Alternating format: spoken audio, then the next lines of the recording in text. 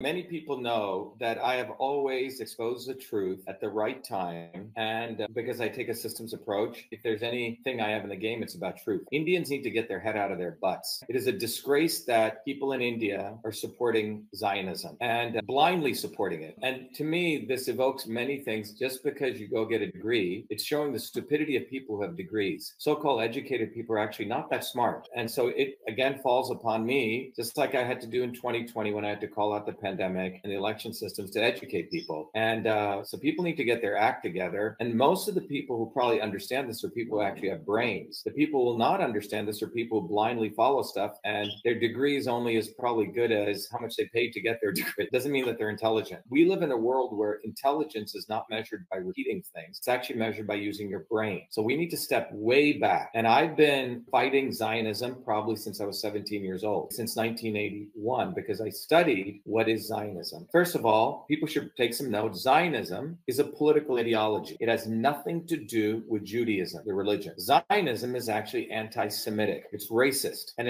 in fact, Zionism actually has a history of not only butchering Palestinians, but also butchering and hurting Jews. All right. And this is all very well documented for those people who actually want to do some research versus simply watching something on Star TV or whatever. So let's go look at what Zionism is. A political ideology that was created, manufactured out of thin air by a guy called Theodor Herzl in the 1800s. And everyone can go do their own research on that. In Europe, the Ashkenazi Jews, which are one set of Jews, were in Europe for nearly 300 years. One of the things people need to understand is that in the 1800s, everyone expected there was going to be a major revolution in Germany, a workers' revolution. So again, very well documented. Germany, as most of Europe, the Jews that were there were white Europeans, not from Palestine, not from the land in that region. Palestine existed long before Israel existed, and that's also very well documented. So none of these things, these are all just facts, and no one disputes these facts except people who want to change history. But here's the bottom line, that in Europe, there was discrimination among Jews, but there were various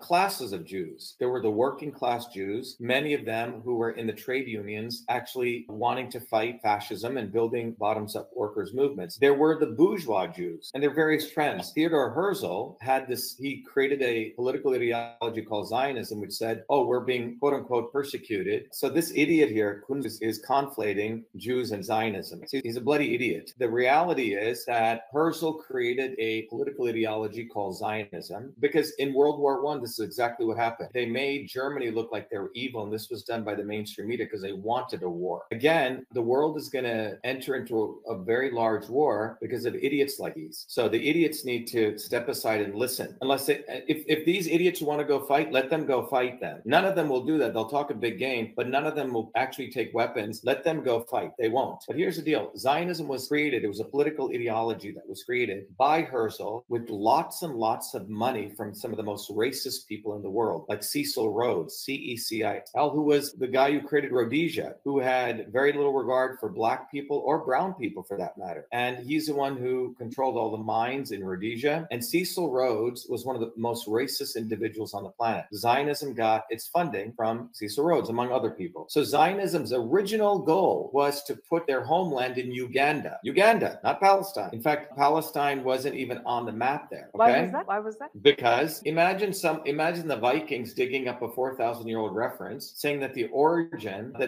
because the Vikings had come to Vermont 4,000 years ago. Imagine the Vikings now saying that we own the homeland called Vermont. So they had dug up a reference saying the homeland was actually Uganda, among many other places, including Texas. So what I'm trying to say, this is a manufactured ideology, all right, by European Ashkenazi Jews. All right, it's very important to understand. In Palestine were Jews living there. 97% of the Palestinians were living there. There were Arab Jews, Arab Muslims. Arab is a race, Judaism is a religion. So remember, this is in the middle of World War II now. After World War II ends, the British say, no, we're not going to give you Uganda. In fact, the first choice was Uganda. Second choice was Argentina. Very important to understand this. So the British said, we're going to give you your homeland in this place called Palestine. Now, remember, Britain, if any Indian has studied any history, has a rich history of creating random borders. And these borders are created to have people fight among each other. Britain did this all over Africa. The people of Africa, the great kings of Africa, had their very particular boundaries. Britain went in and drew random nation states and had everyone fighting. And once they got everyone fighting, they stole their resources. All right. Now, the area in Israel is a very strategic area. It's in the Middle East. So again, it was very convenient for Britain once again to create a mess there. So that's what they did. But Zionism has nothing to do with Judaism. And you can even go talk, if people go to Torah Judaism, the